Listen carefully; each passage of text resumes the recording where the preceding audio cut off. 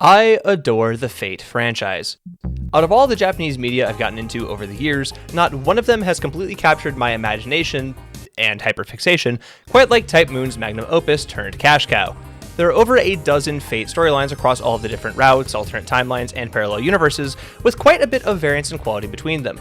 Some Fate stories are fundamentally flawed and painful to sit through, while others are complete masterclasses in narrative flow and world building. Still, for all of the mediums that Fate has found its way into, the most publicly available are still the anime adaptations. So I figure, may as well rank them all. For the purposes of this video, I'm excluding other Type Moon projects that don't fall under the Fate name specifically, so no Mahotsukai, Tsukihime, or Kar no Kyokai. There are technically 2 exceptions to this, but I think they should be on this list regardless. You'll see what I mean when we get to them. Also, I'm only ranking the anime adaptations, not the original works. So no Hollow Ataraxia, CCC, FGO manga adaptations, things like that. I'm just factoring how good the anime is on its own, not necessarily how good of an adaptation it is, though that is a factor. Final rule, I'm counting all first and second seasons as the same series. I'm going to separate the films as different adaptations because I think that's reasonable, but I'll make references to where they continue to build where it makes sense. It really just applies to one thing, but screw it, it's my list, it's my rules, I'm going to do what I want. Enough preamble. Ladies and gentlemen, let's get this thing started. I am the Dino, and this is every single Fate franchise anime ranked.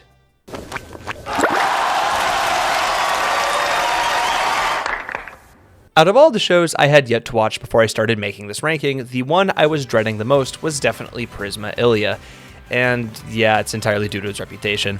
Still, I told myself I'd go into the series as unbiased as possible to give it as fair of a shot as possible. I was at least going to see if it really was as bad as people made it sound like, and the result...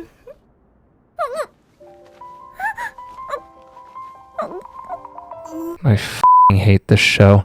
Let me be as fair as possible. The concept of class cards are a decently fun spin on the traditional Holy Grail War format, and even the concept of servants and heroic spirits in general. Having the 7 class cards be the 7 MacGuffins that our heroes need to collect is a spin that's easy for Fate fans to follow, while also working as its own standalone idea. Seeing some of these characters that previously had very little screen time in Stay Night or in other Fate works is another aspect that is generally well done. Seeing more of Bizette, Karen, Luvia, Stella, and Lazerit is pretty neat. The art style is whatever, but the animation quality by and large is pretty good. Silverlink is an underrated studio, so seeing the animators and production staff be rewarded for their work is nice to see. I'm always down to give props where they're earned, but man, there are things that made this watch through unbearable at times. The fact that there's this much fan service in a show starring literal children is legitimately disgusting, to the point where it overshadows any aspect of the show that I actually do like. If these characters were young adults, I wouldn't mind it as much. I'd still find it weird, but ultimately it would be pretty harmless. But since the biggest targets of these sexualized aspects are children, it crosses the line into completely unacceptable territory. I haven't felt this gross watching a show in so goddamn long, and honestly most of it does come from Kuro. Chloe is another neat concept in this series, being the Emiya to Illya's Shiro. They rhyme. But she's also the one who initiates a lot of the worst lollybait moments in the series. The infamous clip of her makeout with Miyu is just the tip of the iceberg. Her design is far and away the most uncomfortably sexualized in the entire series, with the sparse covering of sensitive areas and the whole belly button tattoo blood thing. She's admittedly a deeper and more nuanced character than just that one clip, but it's hard to actively want to defend her writing when she is the way she is. Need I bring up every single time she's had to replenish her mana by making out with Illya, and that's a canon reason for why that has to happen, and for why we need to have all of this weird bullshit here? Yeah, that's very cool. Every explanation for why she does the whole kissing and weird flirty sex things are all just excuses to turn the show into even bigger lollybait than it already was. I've used that term a lot, haven't I? There's a distinction I'd like to make between a show featuring child characters and a show that flaunts them. The worst part about this series is that it generally does fall into the first category a decent amount of the time. There are plenty of innocent crushes and playful banter that make the characters fun a solid 70% of the time. Literally, if it just used different outfits and camera angles, it would be fine. But I'm sorry, it's just way too gross, way too often for a show starring children. There are multiple ideas and elements of a great show at almost every level in this series. Maybe if a re-edit that cut out as much of the gross lolly shit as possible existed, it would be better. Hell, I have little doubt that the manga this is based on is infinitely better, but as an anime series, this is one of the hardest watches I've personally ever experienced. The good stuff is genuinely great, but it gets dragged down way too hard and way too often by all of the shit you already know about. I feel like I need a shower, especially after watching any of Second Hurts. I'll be back. Strange women lying in ponds distributing swords is no basis for a system of government. Oh god, this one hurts. The mobile game Fate Grand Order famously has a very bad narrative until the sixth singularity, known as Camelot. When I heard it was getting an adaptation after the seventh singularity, Babylonia, I was nervous for how that would even work. Then when I saw it was going to be a two-part movie project, I got even more worried that they'd cut out too much of what made my favorite singularity so great. Turns out, I was right. These films are bad. Not only is the characterization subpar, but the pacing feels way too rushed, the cuts made to the story undermine a lot of the emotional weight, and the animation isn't even pretty enough to make up for it. The biggest problem with any sort of early FGO adaptation is that Goodao just isn't a great character yet. As the player insert character, there's supposed to be a relatively blank slate for me, the real, actual me, to use for wish fulfillment. This obviously doesn't translate to an independent anime adaptation, so one would expect Ritsuka Fujimaru to have a little bit more personality and agency, but in this film, that isn't the case. Ritsuka in Camelot is just boring and unmemorable. There isn't a single scene that he is in that he makes better. You can argue the same thing for the game version as well, but I expect way less out of mobile Fujimaru than I should out of movie Fujimaru. The same can sadly also be said for Bedivere, who just so happens to be in my top 3 favorite servants in the entire franchise. In the game, he's an ungodly loyal and determined yet pessimistic and self-loathing knight. He's true to his king, but he isn't afraid of standing up for what he believes to be right. Hell, that's the entire emotional core of Camelot as a story. In these films, we never get to see the full spread of his personality. He remains a one-note sword dude who just has 2 expressions, bored and determined. He always ends up jobbing in his fights too, which makes him less believable as a sort of insurgent hero. Again, you could argue this is similar in the mobile version, but at least the game does make a prominent effort to show the constant anguish he's in because of his arm taking its toll on him, while the film places way less emphasis on this. Neither movie gives a satisfying reason for why we should care about the fate of this weird silver swordsman other than the fact that he's the main character. The ultimate sin of these movies, however, is unfortunately the pacing. Too much happens way too fast, and too many characters are introduced way too quickly, meaning we don't get a chance to breathe as the audience. Just like Bedivere, if you don't know any of these characters ahead of time, you have no reason to like any of them or want any of them to succeed. What the hell is a Sanzong? Serenity who? Where the hell even is Tawara? Why is Ozymandias just Timu Gilgamesh? The things these films do well come with a massive asterisk. The only good fight is Mash versus Lancelot in the second film, but even that's underwhelming when compared to some of the TV action scenes. Mash's arc of learning who the man inside of her head is great on paper, but it's not executed well enough to carry either film. The one scene that works, like genuinely works, is Arash's sacrifice at the end of the first movie, and stop me if I've said this before, it's still better in the game. The problem with it is that we just don't have enough time to really get invested in Arash as a person like we do in the mobile game, so while it's a great moment, it still comes across as lesser than it could have been, which is the unfortunate summary of this duology. I don't really have a lot else that I want to say here. These films are just bad. They hurt my soul and I strongly dislike them, admittedly maybe a bit too much. I don't know, maybe you'll get value out of a sit through, but they're just so incredibly not for me. I don't know. Tony Stark was able to build this in a cave with a box of scraps. As an Easter egg thing that shouldn't exist, Fate Prototype is really neat. As a full-blown anime, So for the IRL lore here, Prototype is based on the original concept for the original Fate Stay Night visual novel, which is really cool. It's fun to see the first few scripts for one of the most influential visual novels of the 2000s be given life like this. Hell, this idea would later turn into Fragments of Sky Silver, which is an audio drama that came out and is not in consideration for this list, but this spawned a whole other property here, and that's really, really cool that that exists. It's the novelty that makes it worth going up to and watching, But that's just it, isn't it? It's just a fun novelty. Like, Prototype is just a 12-minute short that's framed as a movie trailer. And like, it's a decent trailer, but that's all it is. Literally, other than the parallels to the Stay Night we all know and love, and being able to point at Protoku and say, holy shit, it's him! Prototype Kaleid! There's not a ton of tangible value here.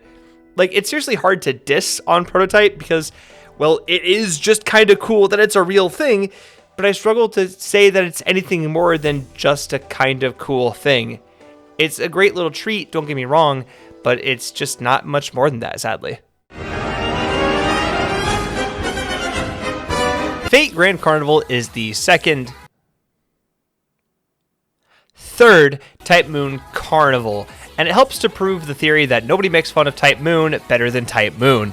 It's just a collection of comedy sketches featuring characters from FGO, including the female version of Ritsuko Fujimaru, MASH, Knights of the Round Table, Jalter, and so on. The skits range in quality from pretty funny to modestly chucklesome, which is pretty on par for the course for honestly all of the Type Moon Phantasms. The best thing I can say about this series is that it gives us more Ereshkigal, and as an Eresh stan, that's always a good thing. Her sketch where she becomes a YouTuber is just very funny. Her banter with Osakabe Hime is great, and it really does draw out the Rin side of her personality a little bit more. Where it falls short is that, well, that's the apex of the series now, isn't it? I just don't love the cast selection for Grand Carnival as much as the original Fate Stay Night cast, which means that a lot of the sketches here just don't draw me in as much. I love Jalter, Eresh, MASH, but I couldn't care less about the Chaldea Children's Squad, Red Hair, and honestly, even female Fujimaru. Like, she's funny, but I just don't care. At the very least, this cast just pales in comparison to the original 7 servants and masters from Stay Night, and that's what made the Fate side of the original Carnival Phantasm so good. Honestly, like a few other series on this list, there's just not a whole lot to talk about with Grand Carnival. There aren't as many great bits like there are with the original Phantasm, but the bits that do land hit pretty well. It's a 5 out of 10 comedy that does its job and does it well enough. There's just not a lot else to it. Why can't I move my mouth? Is this an internal dialogue? I can't see the end of the horizon. Hatsune Miku! This will be higher in the future. I repeat, this will absolutely be ranked higher once at least a full season of Fate Strange Fake comes out and is watchable. It is already too good and too cool of a concept to be in the bottom 5. As it stands right now, I just can't bring myself to rank it above an already completed and good series. Like, if the Strange Fake anime is even half as good as the manga adaptation, it'll rank tremendously high the next time I ever make a list like this. Hell, after 2 episodes, I'm already comfortable saying it has one of the best pilots for any Fate series to date. But for now, it has 2 episodes out, so it's gonna remain in the Shadow Realm for a bit. I'll talk about it again when the rest comes out. That's it. I have destroyed an opera house! We're going back in time to the first Thanksgiving to get turkeys off the menu. That's right. We're going back in time to the first Thanksgiving. For what it is, First Order isn't bad, but it's also nothing really special. It's a fun made-for-TV movie that serves as an intro into the premise of FGO for audiences who may have never played the original game, but it's also not a spectacular starting point to the story either. That does admittedly come mostly from the source material, but I digress. One thing I will absolutely give it is that it does work as a wholly standalone story, down to the character writing and story structure. The cuts that it makes work because Fuyuki isn't that dense with critical information anyways, and the plot overall is almost tailor-made to work as a shorter film like this. Fujimaru here works way better than he does in Camelot. He's a complete straight man that gets thrown into the world of heroic spirits and mages, and shit that he's just clearly unqualified for, which is the perfect way to introduce a lot of the rules of Chaldea to the audience as well. The cast he has to bounce off of is also moderately fun, and I like seeing everybody interact with each other, especially Ritsuka and MASH. More so than any of the anime so far, First Order paints Ritsuka and MASH as 2 trauma-bonded teenagers that slowly begin to nurture such a sweet and charming relationship. The way he holds her hand before they race shift to Fuyuki is actually really sweet, and their hug at the end is very cute. I like it a lot. And then Romani has to interrupt them because he's the GOAT and I love it. The cast is unfortunately a little bit better in a later FGO anime, so we don't get to see the full might of their power just yet, but that's kind of something that you expect by the nature of this being the introduction film. Like, even though I do give praise to Ritsuka and MASH, I will tell you straight up they're way better in Solomon and Babylonia, but as an introduction to who these two characters are, they're not too bad yet, and honestly, there's a lot of room for them to grow, and that's fine enough. I'd say the only character here that we get introduced to that I explicitly dislike is Olga Marie. I've just never been an Olga fan, and I really don't like her screaming when she gets absorbed by the sun. She does not pass the vibe test. Maybe Lost Belt 7 will change it, but for now, no. The plot is, like I said earlier, pretty unremarkable. It isn't a bad story, it's just very simple. New man in new place go boom, wake up in new place, go to other new place, fight evil sword woman, it was Green Hatman all along, now we must collect all the cups and bring peace to the 9 realms, or something. It's unremarkable and not particularly groundbreaking, but that's more a criticism with Fuyuki from the game than Fuyuki in the movie. It's fine for what it is. The biggest reason I'd say to watch this movie at all is if you plan on watching Babylonia at all. It explains a ton of how Chaldea is supposed to function, and it helps make things make a lot more sense before you dive into that series. It's a relatively short film as well, being under 2 hours, so it should be pretty easy to slot into a watch list. And I do really recommend giving it a watch if you're going to continue with FGO. At the very least, there are some cool fights with Casterku that are worth looking for on their own, and the Kairi Light Suite is low-key one of the best tracks to ever come from a Fate anime. Overall, First Order is a fun little film. It's not one of the top-tier Fate stories, but it isn't trying to be. It's just neat and charming, and that's perfectly fine. It does what it does, it clocks in, it clocks out on time, it goes to work, it's a good blue-collar little film. Simple as that. Ah, yes. A classic. Nero Claudius. So, quick story. I binged all of Last Encore in a day because I was bored, and I then realized that I had seen all of the Fate anime besides only a couple. That binge then inspired me to watch the rest of them so I could then make this list and this video. Unfortunately for me, this included Illya, so yeah. F*** you, Last Encore. Despite its rather infamous reputation, Fate Extra Last Encore really isn't that bad, but it is pretty far from anything I'd consider great. More than any other thing on this list, it suffers from should have read the original material syndrome. Despite being marketed as an adaptation of Fate Extra, it's effectively a sequel to a hypothetical bad ending. This has led to a ton of confusion for new viewers who may not know what they're getting into. So trust me when I tell you this, play the original game first, then come watch this. If you don't, then you won't understand anything about the Moon Cell or the 6 floors our party has to go through before they can fight and kill God. Oh, I'm sorry, did I say 6? Well, it's actually 7 because we literally had to do one of them off screen and then write it off as a joke. In a 13-episode runtime, we're given 2 episodes per floor to meet the threat, see our heroes maybe interact with them, then fight and kill them in order to move on. So yeah, they literally had to skip an entire floor in order to fit its time budget. This type of writing can feel like a slap in the face to the audience if not handled carefully, and can also work to actively lower the legitimacy of our heroes. Speaking of our heroes, only one of them is actually worth half a damn. Hell, only 2 characters in this entire show are actually good. Alice is far and away the best antagonist of the week, and I can safely say that after watching the series, I finally get Nero. She's just so fun and bubbly and energetic, while also having her own dramatic weight and emotional core whenever she wants or needs to. She's just fantastic, and she steals the show every single time she's on screen. The animation is nothing special, though the music is pretty good, so there's that. This one shot of Nero at the end of the OP goes unreasonably hard, and it lives in my head rent-free, though that's really the only thing worth mentioning about it. I will say the style change during the Alice episodes, where it goes from being a middling standard anime aesthetic into a genuinely very interesting Madoka-esque fairy tale land, is really cool.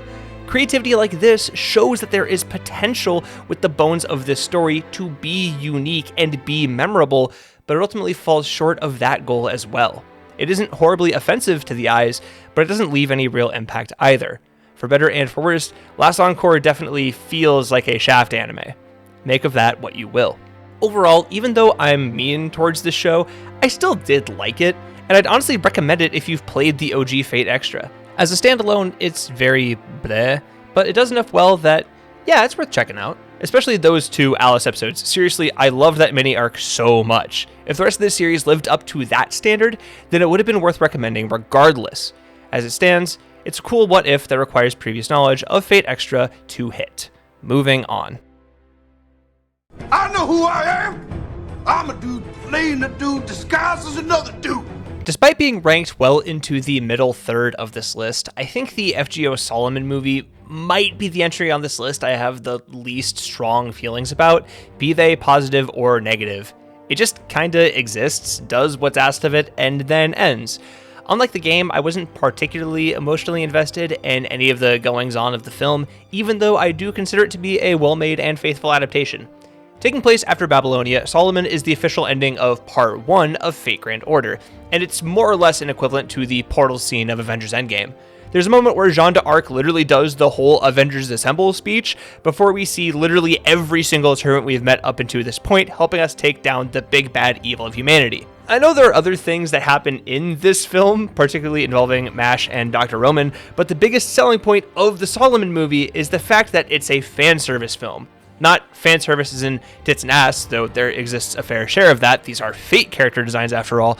No, I mean fan service in that, hey, you know this character? Well, here's them doing a cool thing for 4 seconds. If you don't know who these characters are, you won't get any strong emotional reactions out of these moments. With that being said, there are some attributes to this movie that are genuinely very impressive. The animation quality is Cloverworks and Friends at their best, with several excellent tracking shots during the important fight scenes that match the peaks of Babylonia. The direction and sound design aren't particularly inspired, but they work to get across what the studios are trying to accomplish most of the time.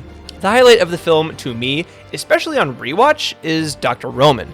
Massive spoilers in 3, 2, 1. The completion of his personal arc and the reveal that he is Solomon is still one of my favorite moments in FGO. Ars Nova hits just as hard as when I read it all the way back in 2020, which is the highest compliment I can give.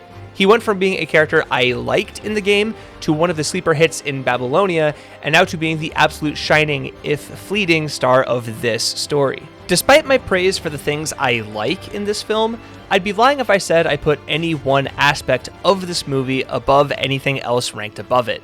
The animation is great, but it's not better than Heaven's Feel.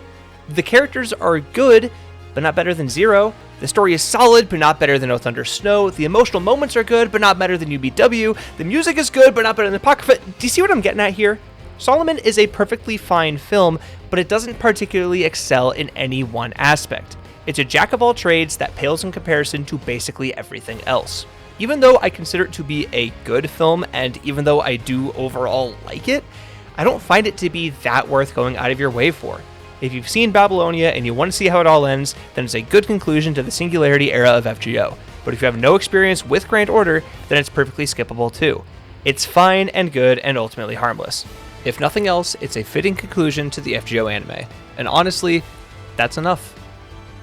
Would you rather have unlimited bacon and no blades, or blades, unlimited blades, but no blades? Out of everything I hadn't seen before I started making this list, I was shocked at how much I kinda loved the Studio Deen film adaptation of Unlimited Blade Works. It's by no means a great adaptation of the route from the visual novel, but especially considering both when it released and what the expectations for it were on release, god damn is it better than what I was expecting.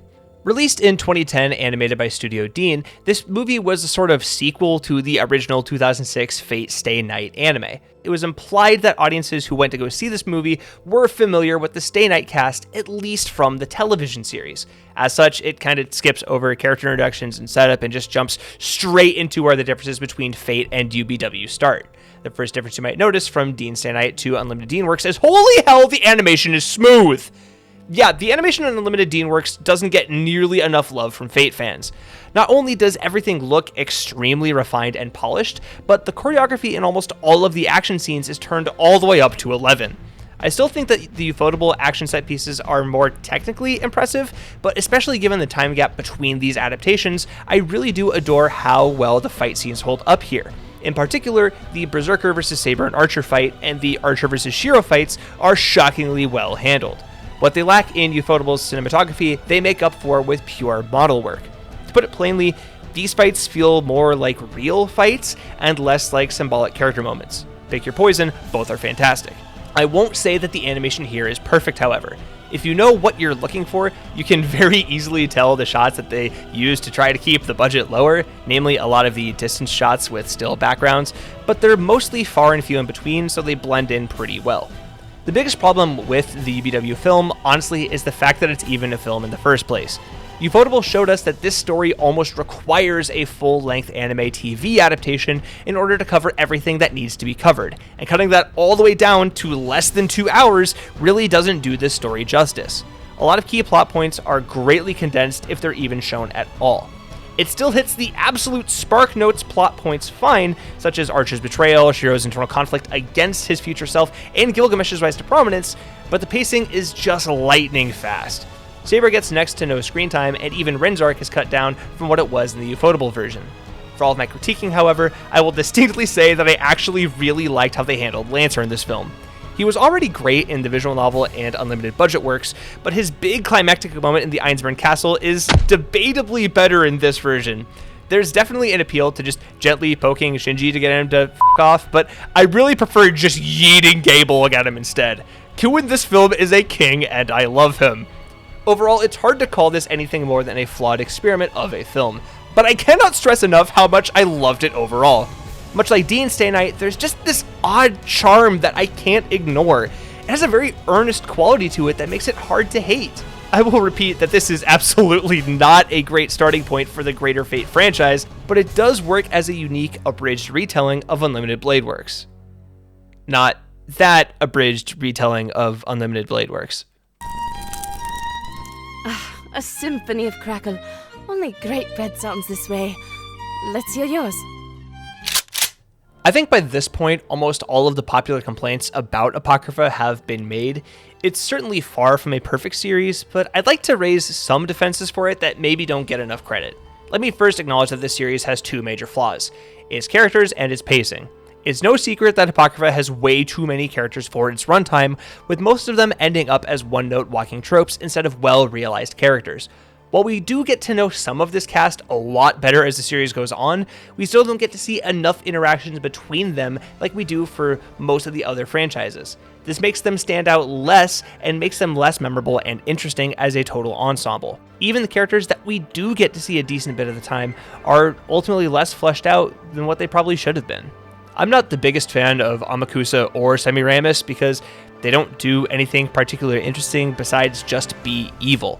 Their backstories are fine as written, but neither of them have a strong enough of personality to help them stand above any of the other villains in the franchise.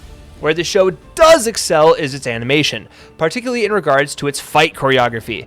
I may get some flack from the Ufotable stands, but I would genuinely argue that pound for pound, the action sequences in Apocrypha are better than the ones in Zero, UBW, and even Heaven's Feel.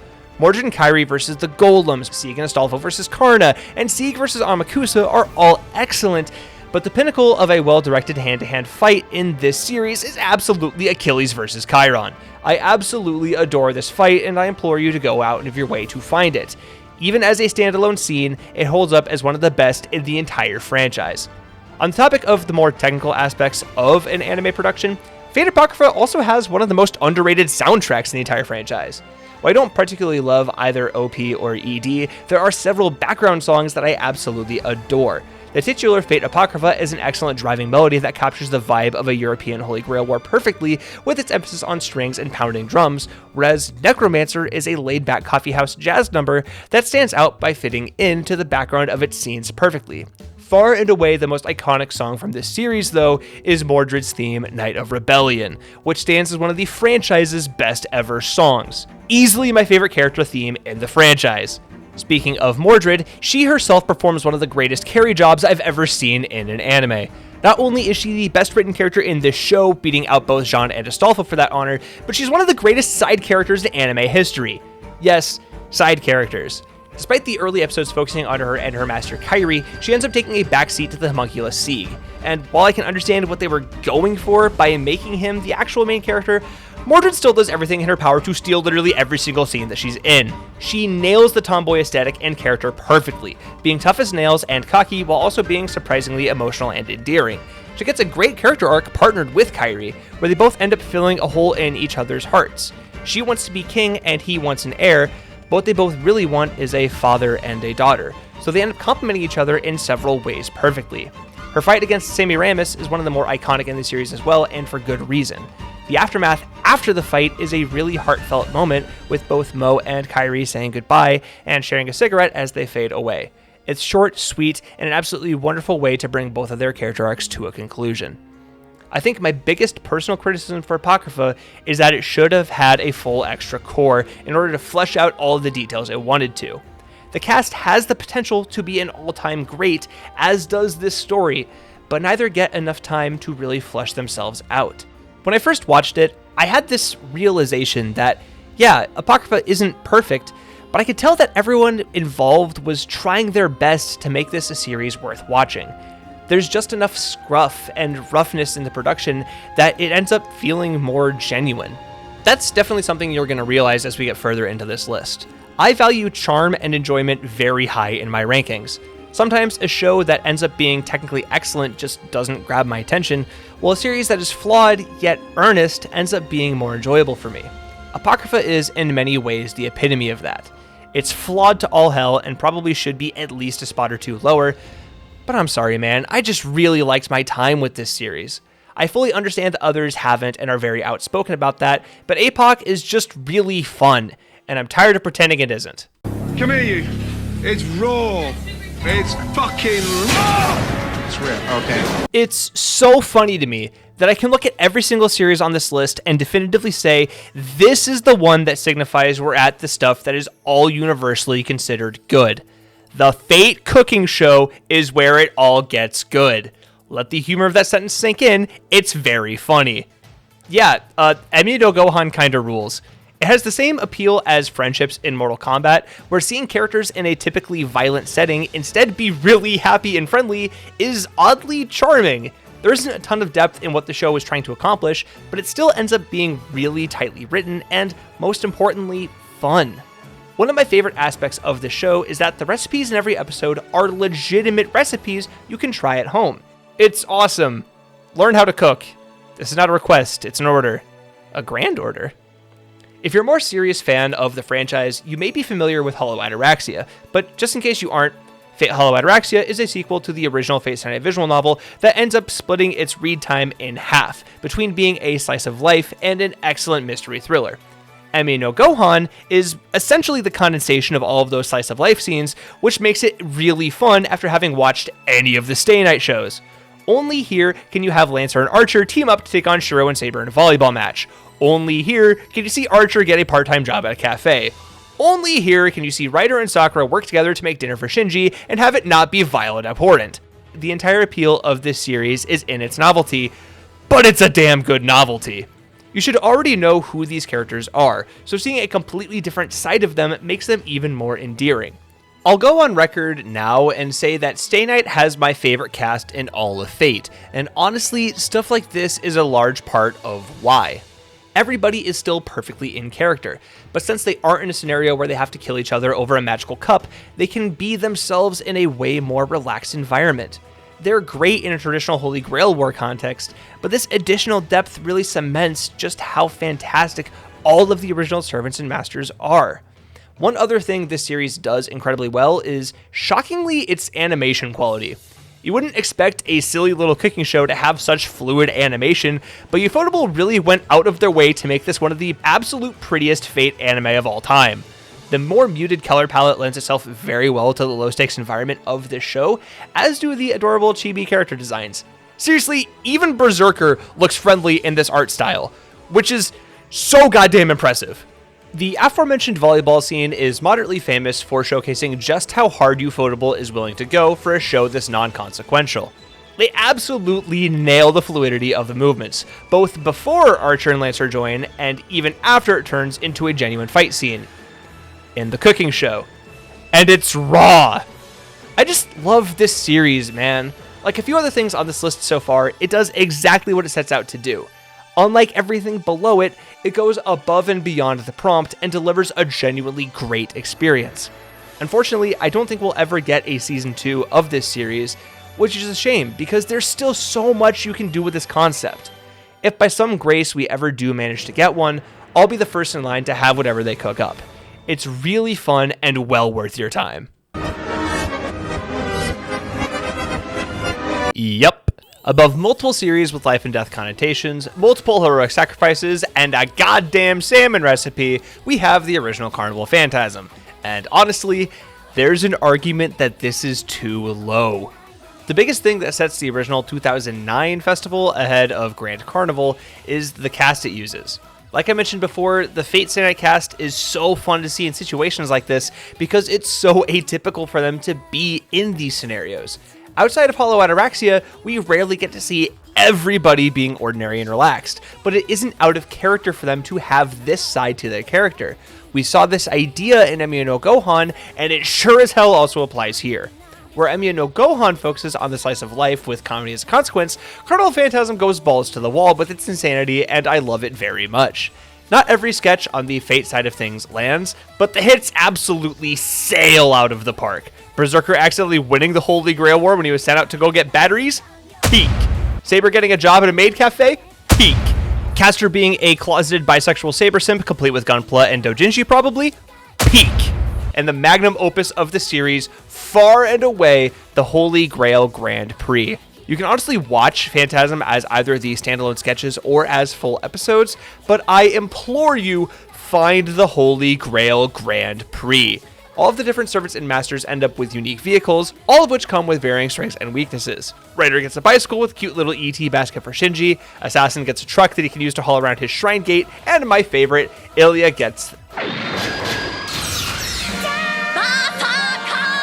This 10-minute bit is just so full of great gags and jokes that all amount to this being one of the greatest things Type Moon has ever produced.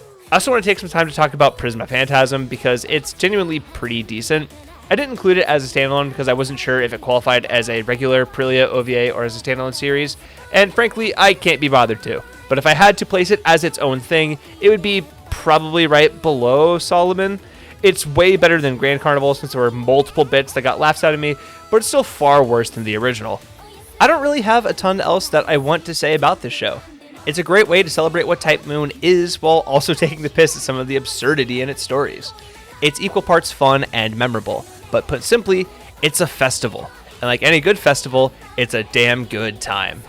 And Kurt, we got the snow for you in Philly today. It's coming down in the city of brotherly love and a big game with a playoff feel. Oath Under Snow is one of the most beloved films in the entire franchise. And yeah, I can definitely see why, but despite ranking it so high, I will say that I don't quite love it as much as everybody else does. Let's start with the undeniably great things first. The animation in this film is breathtaking. There are tons of memorable shots that complement a slightly more jaded take on the Prilya art style in a way that feels very climactic. The score also works to complement its art direction. Maybe I'll do an Emiya theme ranking later, but I guarantee that this version of that theme would rank up there among the absolute top tiers. I never knew I wanted a guitar solo over the Emiya theme, but now that I have it, I'm glad that I do. The story as well serves as a sort of prequel to the events of Prilya in a sense, though it isn't actually relevant until Third Drive, where we actually get to explore the Miyuverse in greater detail. If this is your introduction to this world and these characters, you get a completely different context to not only the alternate universe characters, but even Miyu herself, as well as her relationship with Illya and Illya. Her relationship with her adoptive brother is foreshadowed way back in the first part of Second Vi, so seeing it really get expanded upon here is really sweet and wholesome. The short scene where she uses the last of her wish-granting powers to sincerely ask to be Shiro's real sister before her eyes change to match his is just... God, I love this. Please give me more. It's a great emotional core for this film to really focus around, particularly in regards to how it handles Miyuverse Shiro. On that note, let's address one of the most popular aspects of this film. I don't love Miyuverse Shiro. Squidward. For the record, I don't hate him, but I don't hold him on the same pedestal that a lot of other Oath Under Snow viewers seem to. Like, I can totally understand his appeal. He's a much more serious take on the character, one who struggles with his ideal of becoming a real hero of justice when he realizes what that truly means. This is a version of Shiro who got to see Kiritsugu as the cold, detached man that was willing to sacrifice anything the mission required. As a result of that, he sees the flaw in the ideal he abandoned before he could truly adopt it as his own. So when he's faced with the choice, he chooses the one that is, on paper, selfish. He chooses to save his sister instead of humanity. In his own words, if that's what it means to be evil, then I'll gladly be evil. He's an excellent take on an alternate universe Shiro, but I can't fully accept him as anything other than that. Let me use a metaphor here. The comic book version of Steve Rogers' Captain America is another one of my all-time favorite characters. I can appreciate how the MCU tried to adapt the character, and he can be my favorite character in that universe, but he still falls short to the original Blue Boy Scout that I fell in love with.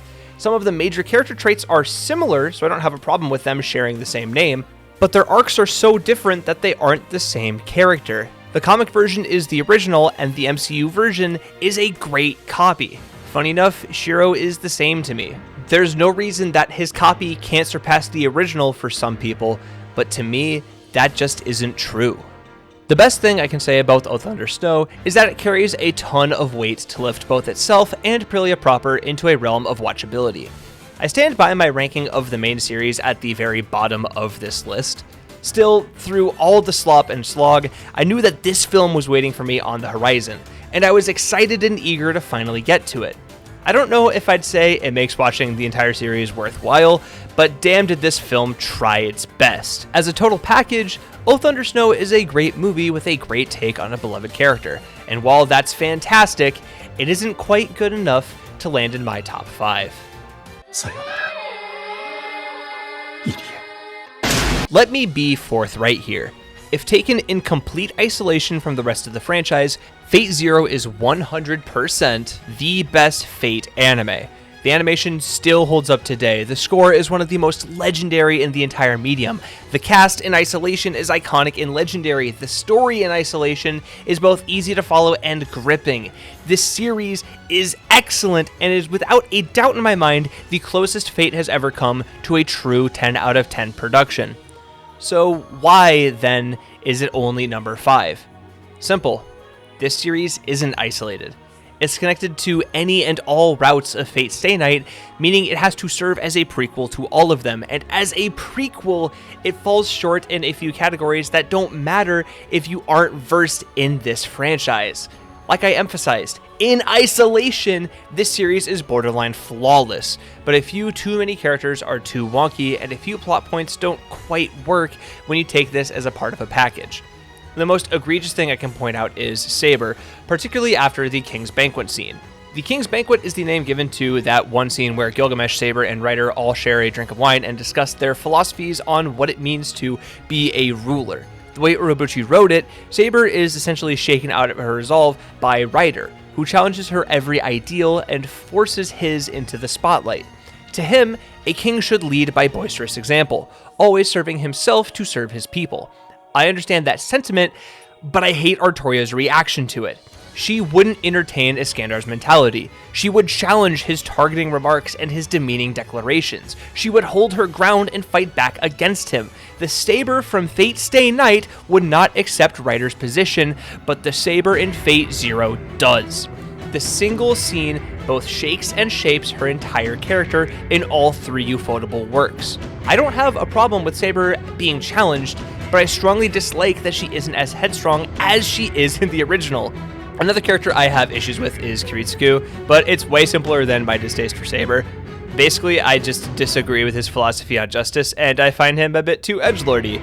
It makes sense with his backstory, don't get me wrong, but I never really bought into him nor liked him that much as a protagonist, except for when I was like 13, and then I grew up.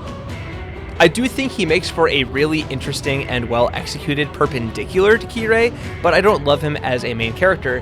Hell, I'd actually go as far as to argue that the realest main character in Zero is the Murder Priest. Kirei Kotomine bloody damn rocks in this show. Seeing him come to realize his true self as Kiritsugu begins to lose sight of his is great writing, but it goes beyond that. He's a genuine threat in the scenes where he's hunting down both Irisveal and Emiya, and his camaraderie with Gilgamesh is a great grounding point for the audience. And especially that scene where he stabs Tokiomi in the back is just, so good. I can go on and on, but a lot of my gripes and compliments really do come down to the characters, so you know what? Lightning round. Welcome to Characters the Dino likes and dislikes in Fate Zero based on the wiki list. Dislikes. Hunterface, Canis, Scylla, Ui, Iskandar, all of his dudes, Hephaestion, Mithriles, Bucephalus, Eumenes, Norikata, Emiya, Kiritsugu, Saber, Kotone, list of minor characters. Neutrals. Theon, Aoi, Jean, Enkidu, Gawain, Geraint, Corny, Illya, Lily, Rin, Lily, Zokan, Jubman, Maya, Ptolemy, Ugi, Odd, Natalia, Mordred, Guinevere. Likes. Bedivere, Normal Irie, Black Irie, Karia, Kirei, Sakura Lily, Diarmud, Lancelot, Gilderay, Brio from Streets, Jin from Tekken, Glenn and Martha from Mackenzie, Waver of Velvet, Bulls of Heaven, Shira Lily, Little Hassan, and Simon! While my own feelings on this series are mixed, I cannot dispute the fact that it is more than deserving of being in the top 5. Hell, it is absolutely the top tier of not only Fate anime, but arguably the medium in general. It's fantastic in just about every way, but my personal bias with this one is just too strong. It may be what I consider the best Fate series, but it doesn't make it the pinnacle of the franchise. In a roundabout way that doesn't really make sense, but it makes sense if you don't think about it. Just let me have this one, okay? What about the multiple giant evil MILFs and the evil Clayman? Far and away the best FGO adaptation is also one of the absolute best anime within the greater Fate franchise. Why no, Mal Reviewer, Babylonia does not fail on every level of storytelling, it's just a victim of a really weird adaptation plan by Cloverworks. For some reason, the FGO anime went from the Prelude chapter directly into the 7th Singularity with barely an episode 0 to explain what had happened in between those, and then we went back to chapter 6, and then we finally ended with Solomon. Even though Babylonia does admittedly have some similar problems as the rest of the FGO anime, I'll go to bat that these aspects aren't nearly as bad as you might think. Fujimaru still isn't an incredibly deep character, but he definitely does have a personality. We see him get tired and sarcastic, but we also see that he's been through a lot. Mash also isn't nearly the same character that you know from the game, but she still works well enough. Honestly, these two are hardly the reason to watch the show, however. While we do have some grade A clickbait in Ishtar and Reshkigal, and some of the other side characters are fun, the two characters that really excel in this series are Gilgamesh and Enki. Kingu. Yeah, let's start with that one. Kingu is a clone of Enkidu made by Tiamat to help her eliminate all current humans and replace them with her children. As the series progresses, however, Kingu begins to get visions of his life as Enkidu. Even though he doesn't share that exact same life, or hell, even those same memories, he slowly turns from a sadistic and overly cruel murderer into a hero, someone who's willing to sacrifice himself for the same humans he once tried to destroy. Part of it is due to our main heroes, part of it is due to his aforementioned memories that he inherited, but a majority of his development is due to one certain Golden King of Heroes. Or should I say, one hilariously overdressed disaster queer.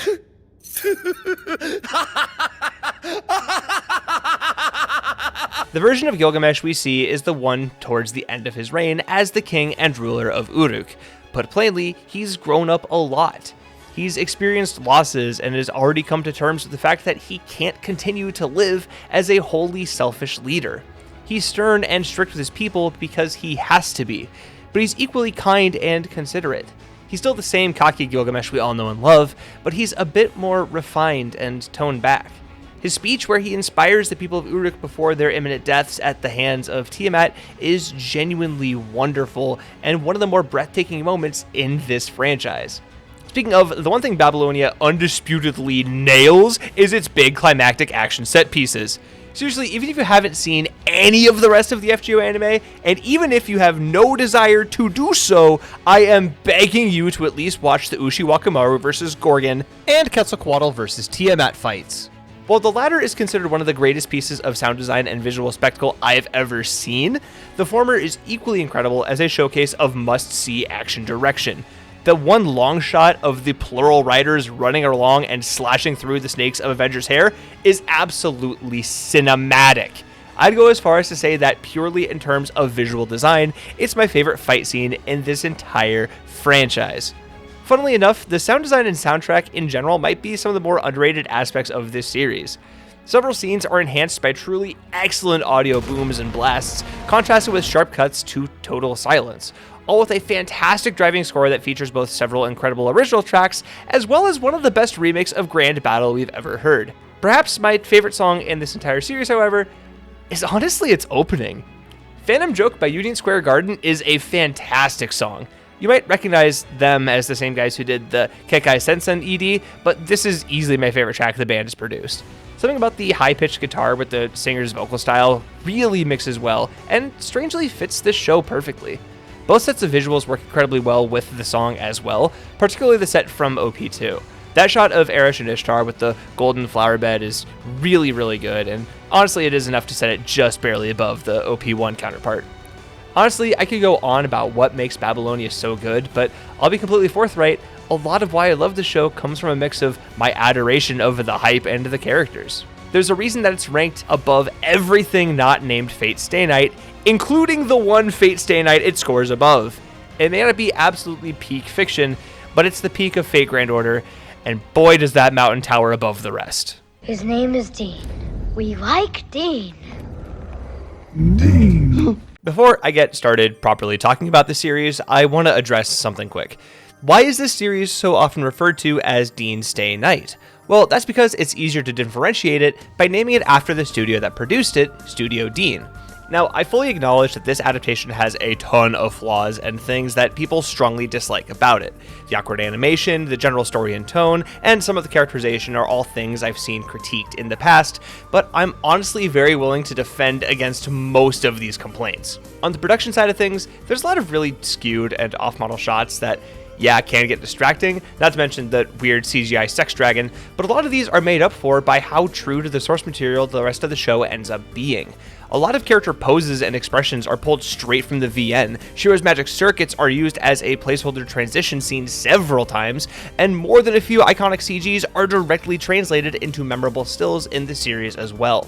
Shots like the now legendary "Are You My Master?" to Saber holding Shiro after the first Gilgamesh fight, to the numerous times we see Camland, there are several great shots that really work towards making this adaptation extremely charming if nothing else.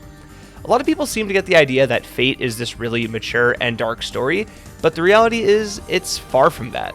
Since the beginning, Fate has had more than its fair share of comedic moments to balance out its more adult and serious subject matter. That's one expectation Zero sets that makes it harder to get into the rest of the franchise that, honestly, Studio Deen nailed. The tone is really well balanced between some truly Scooby-Doo bullshit and some genuinely great dramatic moments. The visual novel does get darker as it goes on, and the 2006 Fate Stay Night does a great job of being that more lighthearted introduction to the franchise. The characterization for the most part of the cast is actually very true to the original Fate route. Saber is distant and aloof for the first half of the series before she turns around and slowly resumes her emotions. Just like Ufotable series, she gets tons of both badass and adorable moments that makes her a true standout compared to the rest of the cast. Watching her get closer to Shiro is genuinely endearing, just like in the original novel. The scenes towards the end where they start to realize that they're in love with each other are so incredibly sweet. With no doubt, these two are the absolute best couple in the franchise. And yeah, let's talk about him too while we're here. Shiro is a very misunderstood character in the 06 adaptation. A lot of outside fans find him to be very one-note and boring, but even without the context of a diehard fan, I can honestly say that he's pretty damn okay here. They nail his goofier side while also showing how resolute he is in his ideals. He's feistier and more sarcastic than he is in either the Ufotable series, which gives him a ton more color and depth.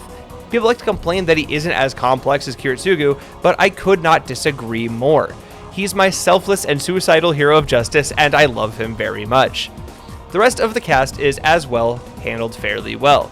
My only real issue with this cast as a diehard is that I would have liked to see more of everybody, but that's the sacrifice you have to make when you turn a 60-hour visual novel into a 26-episode TV series.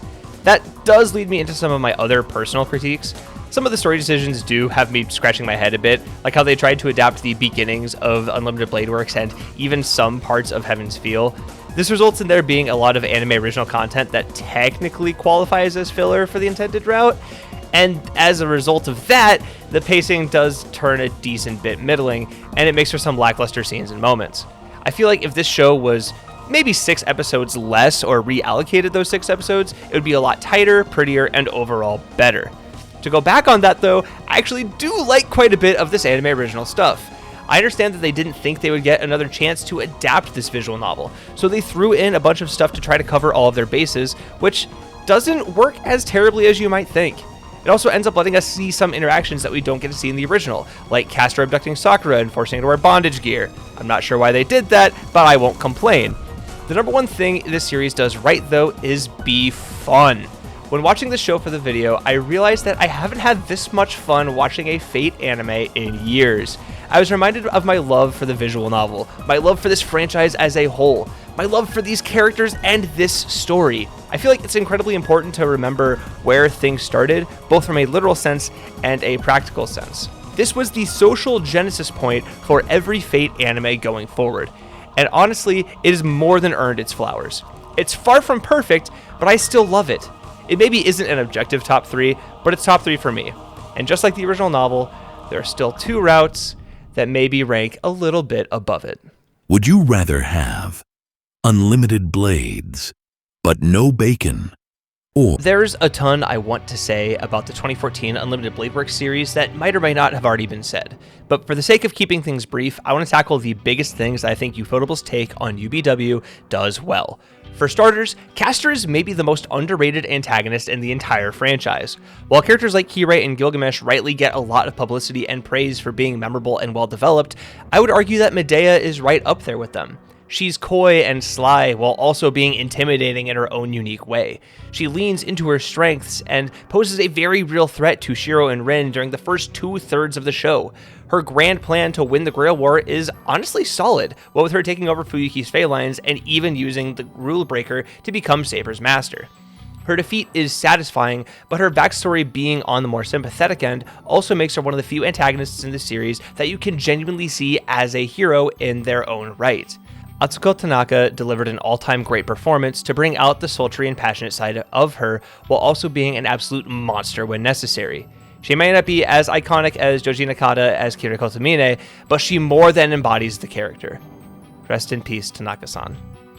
I'd argue that the entire cast is done well, but if I had to limit my highlights to just one more, I'd be foolish to not give credit to Archer for being one of the best characters in the entire franchise. Even though it's less than subtle what his true identity is, the reveal that he's just Shiro from a future where he became a counter-guardian is handled very well. The mystery isn't fantastic, but the exploration into what it means to be a hero is. Seeing him stand against Shiro as the bad ending of his dream creates a great decision for his younger self. Even if you will suffer, even if you're destined to be betrayed and fall to ruin, is it still worth trying to save everybody you can? For Shiro, this isn't even a question, and seeing Archer be reminded of that during their duel is such a great scene. UBW does have more than a few things worth praising, but also has quite a lot that's worth critiquing. Even though I'm a staunch Shiro defender, I'll fully admit that he isn't given nearly the same level of development he has in the visual novel. A lot of it is due to him not having his internal monologue, which does wonders to recontextualize a lot of scenes between him and the heroines. In the game, the date with Rin and Saber is very much a look into how broken he is for thinking, I don't deserve any of this, but in the anime it's just a cute slice of life scene for Rin and her harem. I still love that entire episode, don't get me wrong, but I'd be lying if I said it was particularly necessary. And yeah, that's about it.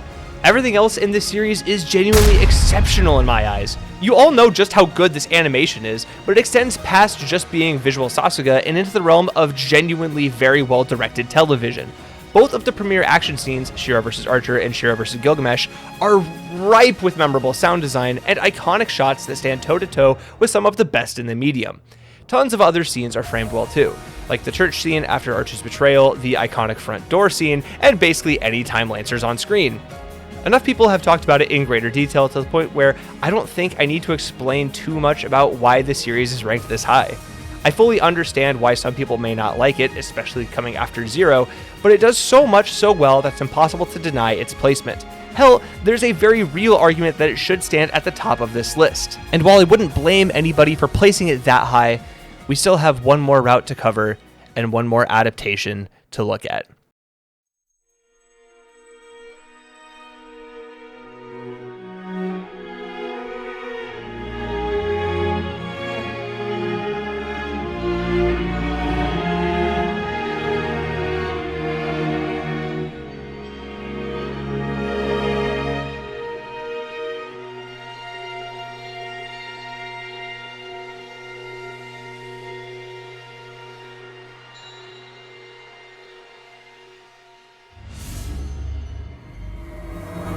I thought I knew what I wanted to say about this trilogy when I started making this list, but after multiple recordings and more than my fair share of rewrites, I don't think I can really capture what makes Heaven's Feel so special.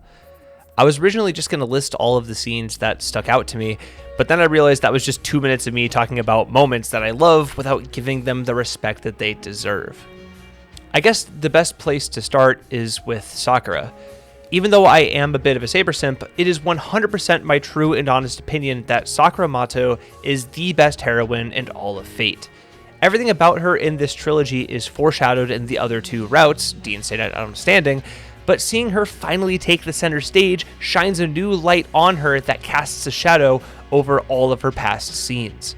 Sakura's backstory is an incredibly tragic take on various forms of abuse. The reveal that she was given to the Matos by her father is heartbreaking. Ever since her youth, she was groomed to become the heir of the Mato clan, which led to her suffering in their basement as well as at the hands of her adoptive brother. She would silently suffer and pray that her blood sister would one day come and save her, but that never came to pass. She lived in constant neglect, physical torture, and depravity until she found her one shining light. Her relationship with Shiro highlights aspects of both of these characters that I adore. To Sakura, he's salvation.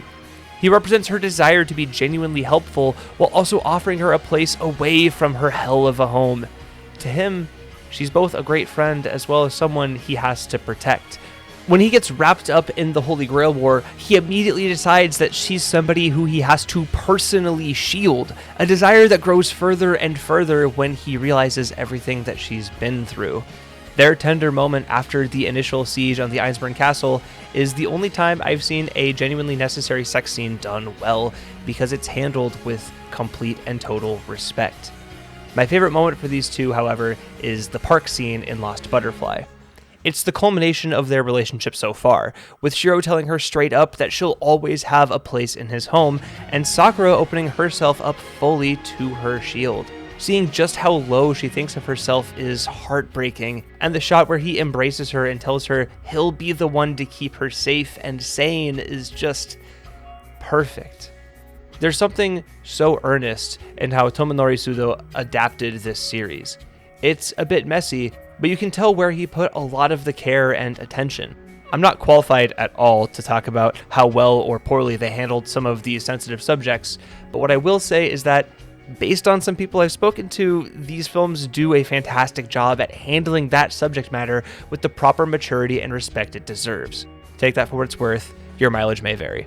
What I am qualified to talk about is how visually magnificent these films are. You'd expect a movie series from Ufotable to look excellent, see also Kara no Kyokai, but my god, there are scenes in all three films that push the envelope past any and all expectations. Lancer vs. Assassin, Salter vs. Berserker, and Rider vs. Salter are each deserving of praise for being incredibly well-directed action set pieces, but perhaps the most iconic single scene in the entire trilogy is Nine Lives Blade Works' Shiro vs. Berserker. This scene is so genuinely perfect. It's Shiro fully embracing what he will become by fully connecting to Archer's arm. It's him putting every other concern aside to protect someone dear to him in Illya. That shot where he breaks out of the green magic circuits is rivaled only by that shot of him finally running past Archer, who simply smiles as his younger self does what only he can. That moment where he projects Berserker's sword to take down the giant after seeing flashes of all of the 12 labors of Heracles, an anime original edition, mind you, is so good. The visual of a single bloody tear streaming down his face as he slays Berserker is iconic. Man, what else can I say? This scene is a visual spectacle, ripe with characterization, that makes it one of the best scenes in the entire franchise. Honestly, every character is at their best in this trilogy. I'll mention how Rin and Archer get more sides of their personalities shown that make them both more memorable and interesting, but the two biggest beneficiaries in this trilogy, outside of the main couple, are Illya and Kire. While I'll admit that they aren't quite as deep as they are in the novel, they're both given a ton more spotlight in the third movie. Kire's full backstory that explains why he is the way that he is, and Ilya's grand sacrifice are both huge moments that make both of these characters even better than they already were. I could go on, but I think my favorite thing about these films is just how surreal it felt. I had to watch everything else on this list on my phone, PC, or TV, and I watched some of them with friends, but most of them I watched alone. While the first two films followed that same pattern, I had the pleasure of watching Spring Song in theaters. Once at the very end of 2020 when a local theater did a very limited capacity showing, and once about 6 months later at a different theater in a different town. And let me tell you, there's nothing like seeing the finale to your favorite storyline in all of fiction on the big screen. Flaws and all, it was special. And it ranks among my all-time favorite film experiences ever. If I was being as objective as possible with this ranking, the top 6 would look something like this. And yeah, that's a solid list, but it isn't my list. Fate Stay Night is my all-time favorite piece of fiction, and Heaven's Feel is my favorite story in that novel. Maybe some other series do things better. Maybe some other anime have had more impact on the medium, but I don't think any of them have made me feel the same things that all 3 Heaven's Feel movies have. I still tear up when I think about the ending. I still get hyped when any of the fight scene soundtracks play. Presage Flower, Lost Butterfly, and Spring Song are, to me, the absolute top tier of Fate. Other things may come close, and one day they may be surpassed, but for now, the bar has been set so high that I think they'll be at the top for a while to come.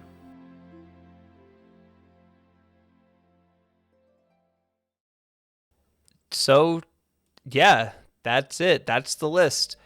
Wasn't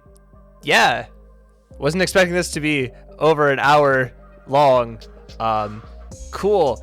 Well, yeah, if you liked the video, then go ahead and do the YouTube things. And if you didn't, leave a dislike and all of the hate comments so the algorithm can spread this video. I'd appreciate it. But no, for real, thank you very much, everyone, for sticking around watching through this video. It was a ton of work, and I just really appreciate everyone tuning in. So, yeah, this video was long. I'm going to go to bed now. Until next time, ladies and gentlemen, I am the Dino. Y'all take care of yourselves and have a good one.